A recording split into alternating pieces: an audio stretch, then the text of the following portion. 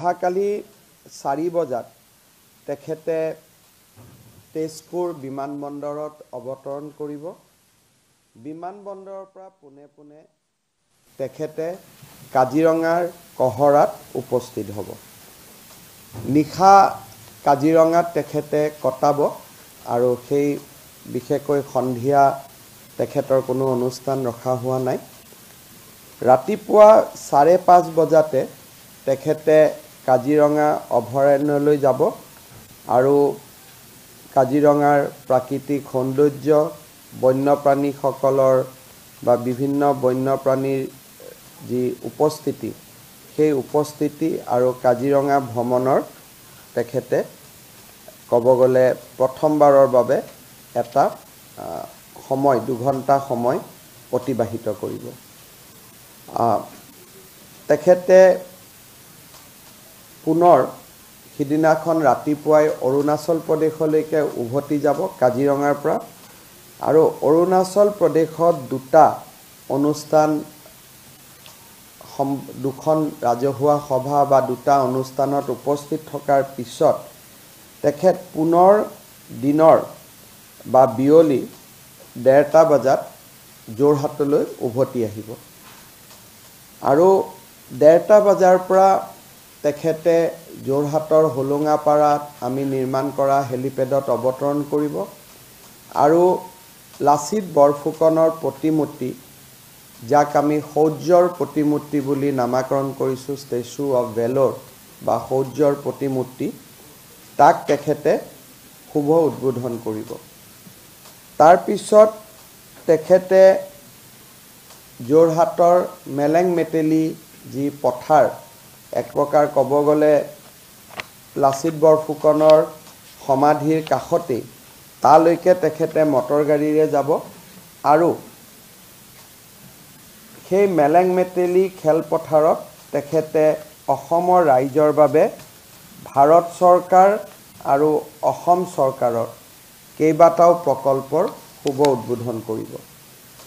এই মেলেং মেটেলি যিটো খেলপথাৰ বা মেলেং মেটেলি পথাৰ, তাতে অনুষ্ঠিত হোৱা সভাত এটা ভাৰতৰ ভিতৰতে এটা নতুন অভিলেখ স্থাপন কৰি তেখেতে একেলগে একেটা ভেনুৰ পৰাই 5,55,550টা প্ৰধানমন্ত্ৰী আৱাস যোজনাৰ ঘৰ হিতাধিকাৰীসকলক প্ৰদান কৰিব।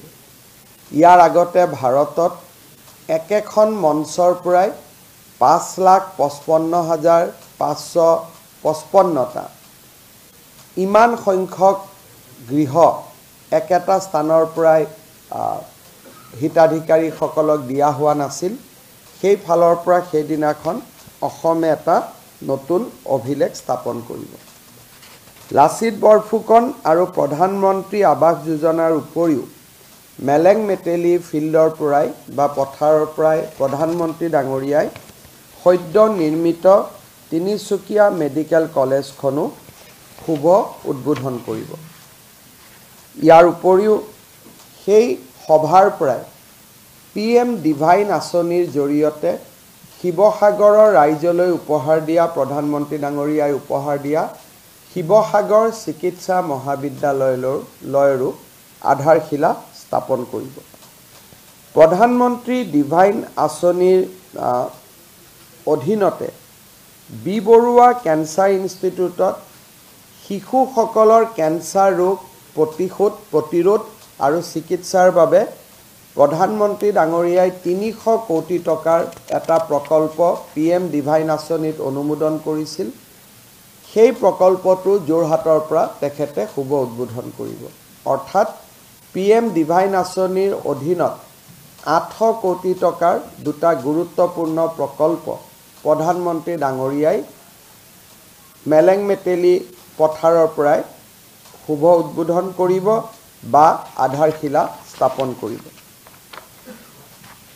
অসমৰ যি 2টা খুব ইম্পৰ্টেণ্ট ৰিফাইনেৰী আছে, ডিগবৈ ৰিফাইনেৰী আৰু গুৱাহাটী ৰিফাইনেৰী, বহু সময়ত ডিগবৈ ৰিফাইনেৰীৰ ভৱিষ্যতক লৈ বিভিন্ন সময়ত বৌদ্ধিক মহলত বা অভিজ্ঞ মহলত চৰ্চা হৈছিলে আৰু কিছু কিছু বাতৰি কাকতে ডিগবৈ শোধানাগাৰৰ ভৱিষ্যত সম্পৰ্কেও বিভিন্ন প্ৰশ্নৰো অৱতাৰণা কৰিছিলে। সেই সকলো জল্পনা কল্পনাৰ ওৰ পেলাই ডিগবৈ ৰিফাইনেৰীৰ শোধন ক্ষমতা 0.65 মিলিয়ন মেট্ৰিক টনৰ পৰা প্ৰধানমন্ত্ৰী ডাঙৰীয়াই 1 মিলিয়ন মেট্ৰিক টনলৈ এক্সপানশ্যনৰ প্ৰজেক্টৰ আধাৰশিলা স্থাপন কৰিব আৰু এই প্ৰজেক্টটোত ভাৰত চৰকাৰৰ তেল আৰু প্ৰাকৃতিক গেছ বিভাগে আৰু IOCয়ে 768 কোটি টকা ব্যয় কৰিব। সেই দিনাখনেই গুৱাহাটী শোধানাগাৰৰো শোধন ক্ষমতা 1 মিলিয়ন মেট্ৰিক টনৰ পৰা 1.2 মিলিয়ন মেট্ৰিক টনলৈ যিটো সম্প্ৰসাৰণৰ প্ৰস্তাৱ আছিল তাৰো আধাৰশিলা সেই প্ৰকল্পৰো আধাৰশিলা প্ৰধানমন্ত্ৰী ডাঙৰীয়াই স্থাপন কৰিব। ইয়াৰ ফলত 510 কোটি টকা অসমত নতুনকৈ ব্যয় হ'ব আৰু 768 কোটি টকা আৰু 510 কোটি টকা ব্যয়েৰে ডিগবৈ আৰু গুৱাহাটী শোধানাগাৰৰ সম্প্ৰসাৰণ অসমৰ অৰ্থনীতিত এক সুদূৰ প্ৰসাৰী প্ৰভাৱ পেলাব।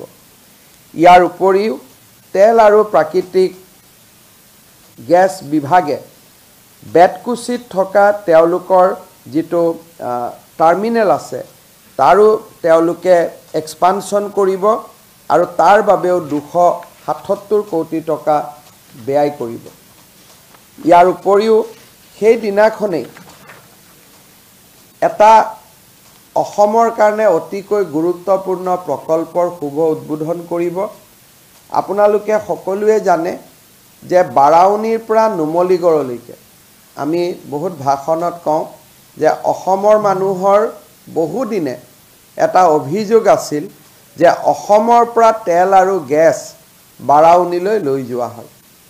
সি সত্য আছিল এসময়ত, ইতিহাসৰ শুধৰণি বুলিও ক'ব পাৰোঁ বা আমি এক অসমৰ প্ৰতি ডাঙৰ উপহাৰ বুলি ক'ব পাৰোঁ যে এতিয়া বাৰাউনীৰ পৰা গুৱাহাটীলৈ তেল আৰু গেছ আহিব পৰা এটা পাইপলাইন যি ইমান দিন নিৰ্মাণ হৈ আছিল 3,992 কোটি টকা ব্যয় কৰাৰ পিছত ই প্ৰস্তুত হৈ উঠিছে।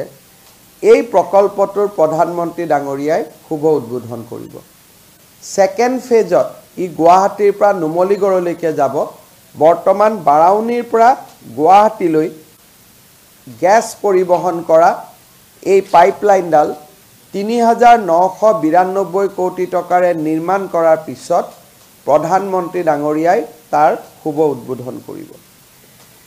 ইয়াৰ উপৰিও বঙাইগাঁও আৰু গুৱাহাটী ৰিফাইনেৰী খাৰুৱা তেলৰ পৰিমাণ বৃদ্ধি কৰাৰ বাবে, যিহেতু মই এক্সপানশ্যনৰ কথা ক'লোঁ যে 1ৰ পৰা 1.2 মিলিয়ন মেট্ৰিক টন হ'ব, বাৰাউনীৰ পৰা গুৱাহাটীলৈকে তেল আগতে উল্লেখ কৰা মতে গুৱাহাটীৰ পৰা বাৰাউনীলৈকে তেল গৈছিল। এতিয়া বাৰাউনীৰ পৰা গুৱাহাটীলৈ তেল ঠেলি পঠিয়াবৰ বাবে এটা পাম্পিং ষ্টেচন অইল ইণ্ডিয়া লিমিটেডে 572 কোটি টকা দি নিৰ্মাণ কৰিছে, তাৰো শুভ উদ্বোধন হ'ব। অৰ্থাৎ এতিয়া খাৰুৱা তেলৰ উভতনি সোঁত অসমলৈ আৰম্ভ হ'ব। ইয়াৰ উপৰিও দুলীয়াজানৰ পৰা ডিগবৈ ৰিফাইনেৰীলৈকে এক্সপানশ্যনৰ পিছত খাৰুৱা তেল যাতে পঠাব পাৰে, অইল ইণ্ডিয়া লিমিটেডে আন এটা স্পাৰ লাইন পাম্পিং ষ্টেচন তেখেতসকলে নিৰ্মাণ কৰিছিল 51 কোটি টকাৰে, তাৰো শুভ উদ্বোধন হ'ব।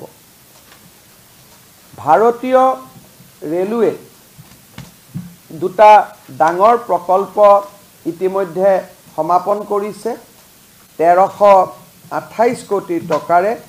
তাকো ৰাষ্ট্ৰৰ বাবে প্ৰধানমন্ত্ৰী ডাঙৰীয়াই উৎসৰ্গিত কৰিব। এটা হৈছে ধূপধৰাৰ পৰা ছয়গাঁৱলৈকে ৰেল লাইন ডাবুলীকৰণ অৰ্থাৎ দ্বৈত ৰেলপথ নিৰ্মাণৰ 176 কিলোমিটাৰ ভাৰতীয় ৰেলৱে ইতিমধ্যে সমাপ্ত কৰিছে। দ্ৰুতগতিত দ্বৈত ৰেলৱেকৰণৰ কাম আগবাঢ়িছে আৰু সেই 807 কোটি টকা ব্যয়েৰে নিৰ্মাণ কৰা 34 কিলোমিটাৰ ৰেল লাইনো প্ৰধানমন্ত্ৰী ডাঙৰীয়াই শুভ উদ্বোধন কৰিব। নিউ বঙাইগাঁৱৰ পৰা সৰভোগ ষ্টেচনলৈকেও সেই ধৰণে ডাবলিং প্ৰজেক্টৰ 36 কিলোমিটাৰ ৰেল লাইন প্ৰধানমন্ত্ৰী ডাঙৰীয়াই শুভ উদ্বোধন কৰিব।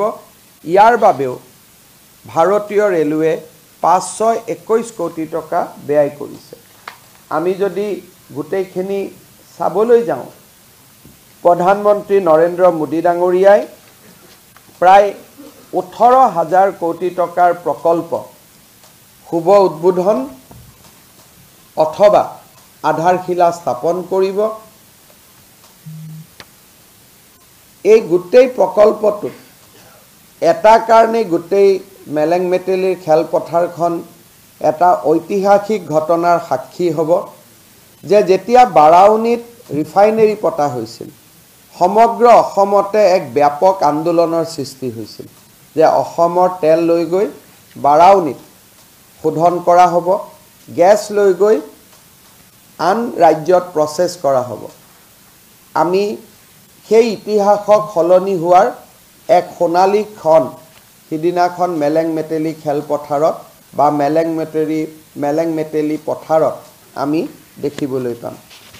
দ্বৈত ৰেলপথ অসমৰ ৰাইজৰ বহুদিনীয় দাবী আছিল, সেই দাবীও আজি পূৰণ হোৱা আমি দেখা পাইছোঁ আৰু আমাৰ প্ৰজন্মই এনে শুভ পৰিক্ৰমা দেখাৰ সৌভাগ্য হৈছে। মই অকণমান লাচিত বৰফুকনৰ প্ৰতিমূৰ্তিটোৰ বিষয়ে ক'ব খুজিছোঁ। লাচিত বৰফুকনৰ বীৰত্ব আৰু শৌৰ্যৰ কথা অসমবাসী দ্বিতীয়বাৰ কোৱাৰ প্ৰয়োজন নাই আৰু লাচিত বৰফুকনৰ বিষয়ে 400তম জন্ম জয়ন্তী অনুষ্ঠিত কৰাৰ পিছত আজি সমগ্ৰ ভাৰতবৰ্ষতে চৰ্চা হৈছে। 400তম জন্ম জয়ন্তীৰ পিছত লাচিত বৰফুকনৰ জীৱনগাথা ভাৰতৰ সকলো অষ্টম অনুসূচীৰ ভাষালৈ অনুবাদ ৰাজ্য চৰকাৰৰ এক বৃহত্তম সফলতা আছিল।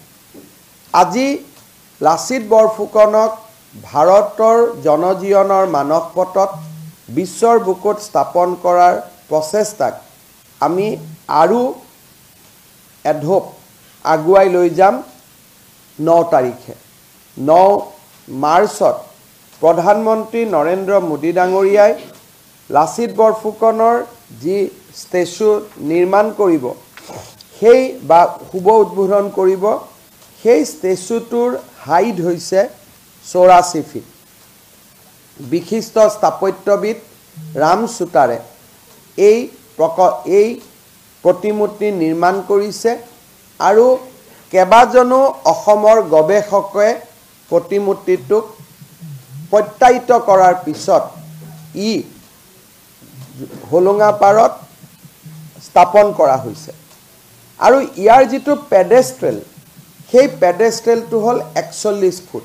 অৰ্থাৎ আমি যদি চাব যাওঁ ই 125 ফুট উচ্চতাৰ এটা প্ৰতিমূৰ্তি বুলি আমি তাক প্ৰত্যয়িত কৰিব পাৰোঁ। এই প্ৰতিমূৰ্তি নিৰ্মাণৰ যিটো কাৰ্যসূচী, ইয়াৰ মাত্ৰ প্ৰথম পৰ্যায়ৰ সামৰণি পৰিছে। প্ৰতিমূৰ্তিৰ শুভ উদ্বোধন হ'ব। ইয়াৰ পৰৱৰ্তী সময়ত সেই প্ৰকল্পৰ ভিতৰতে এটা আহোম সাম্ৰাজ্যৰ 600 বছৰৰ এটা বুৰঞ্জী সংৰক্ষণ কৰাৰ কাৰণে গেলেৰী বা সংগ্ৰহালয় নিৰ্মাণ কৰা হ'ব। তাৰো কাম দ্ৰুতগতিত আগবাঢ়িছে। আন এটা গেলেৰী অসমৰ সামগ্ৰিক ইতিহাসক উপস্থাপন কৰি নিৰ্মাণ কৰা হ'ব। তাৰো কাম ইতিমধ্যে বহুখিনি আগবাঢ়িছে।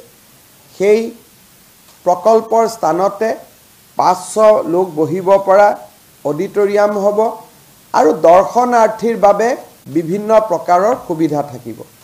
সমস্ত প্ৰকল্পটোৰ ব্যয় হ'ব 214 কোটি টকা।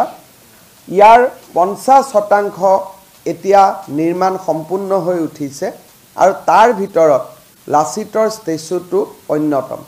প্ৰধানমন্ত্ৰী ডাঙৰীয়াই লাচিতৰ ষ্টেচু শুভ উদ্বোধন কৰাৰ লগে লগে লাচিতৰ বীৰত্বৰ গাথাক জনসাধাৰণৰ মাজলৈ লৈ যোৱাৰ বাবে নতুন প্ৰজন্মৰ মাজত উপস্থাপন কৰা স্থায়ী কৰাৰ বাবে আমি লোৱা প্ৰচেষ্টাই আৰু এটা নতুন ৰূপ পাব। মই আগতে উল্লেখ কৰিছোঁ যে 5,55,000 প্ৰধানমন্ত্ৰী আৱাস যোজনাৰ ঘৰ নিৰ্মাণ কৰি ইয়াৰ আগতেও আমি কিমান ঘৰ দিছোঁ 3 লাখ ঘৰ আমি শংকৰদেৱ কলাক্ষেত্ৰত দিছিলোঁ। অৰ্থাৎ 2 বছৰৰ ভিতৰত 9 লাখ লোকক আমি প্ৰধানমন্ত্ৰী আৱাস যোজনাৰ ঘৰ নিৰ্মাণ কৰি দিব পাৰিছিলোঁ। আৰু তেনে এক সোণালী ক্ষণ প্ৰধানমন্ত্ৰী ডাঙৰীয়াৰ হাতেদি এই 5,55,000 হিতাধিকাৰীয়ে ঘৰ পাব, ই আমাৰ বাবে এটা গৌৰৱৰ কথা। মেলেং মেটেলিত অনুষ্ঠিত হোৱা সেই ক্ষণটো প্ৰধানমন্ত্ৰী আৱাস যোজনাৰ বৰ্তমানলৈকে নিৰ্বাচিত বা বিভিন্ন সময়ত ঘৰ পোৱা 20 লাখ আৱাসীয়ে ভাৰ্চুৱেলি একোটা স্থানত সমবেত হৈ পঞ্চায়তত সমবেত হৈ উপভোগ কৰিব।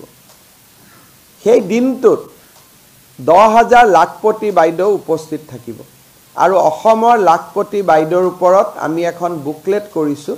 সেই বুকলেটখনত তেওঁলোকৰ জীৱনৰ সঁচা কাহিনীবোৰ থাকিব। সেই বুকলেটখনো প্ৰধানমন্ত্ৰী ডাঙৰীয়াই শুভ উদ্বোধন কৰিব।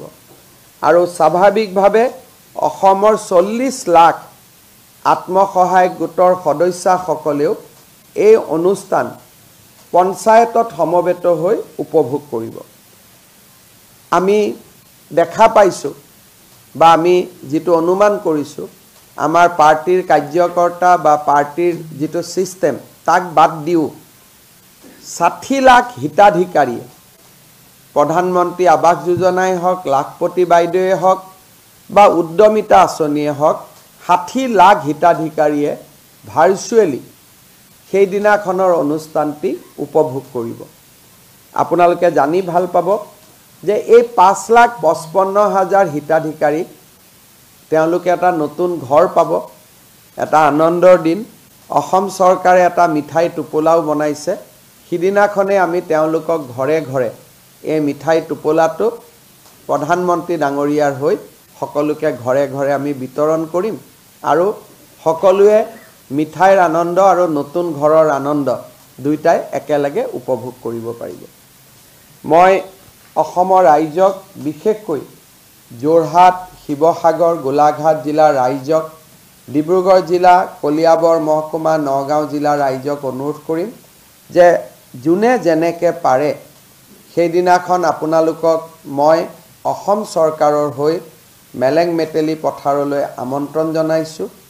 আৰু বহুত দূৰৰ পৰা ৰাইজ যাব নোৱাৰিব লাচিতৰ ষ্টেচু চোৱাৰ বাবে। বহুত বেছি আকৰ্ষণ। সিদিনাখন মই যাওঁতেই মানুহ একেবাৰে ভৰ্তি হৈ আছে।